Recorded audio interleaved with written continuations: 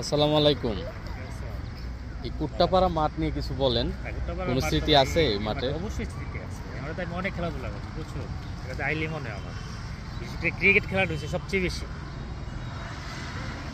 মাঠের মধ্যে এমনি অনেক খেলা খেলছি, তবে সর্বশেষ গত 2 বছর আগে একটা প্রীতি ম্যাচ হয়েছিল আমাদের, যে 98 পেজের প্লাস সরাইলের সিনিয়র জুনিয়র মিল্লা, মানে এটা ম্যাচটা সর্বশেষ। তারপরে আর কোনো খেলা হয় নাই। ফুটবল খেলা তো আগে প্রায় সময় ফুটবল খেলা, পরবর্তীতে আর কোনো খেলা হয় নাই। আমরা আগামী ঈদের পরের দিন ইনশাল্লাহ কালীগঞ্জ পাঠশালা উচ্চ বিদ্যালয় মাঠে আমরা একটা প্রীতি ম্যাচ খেলবো।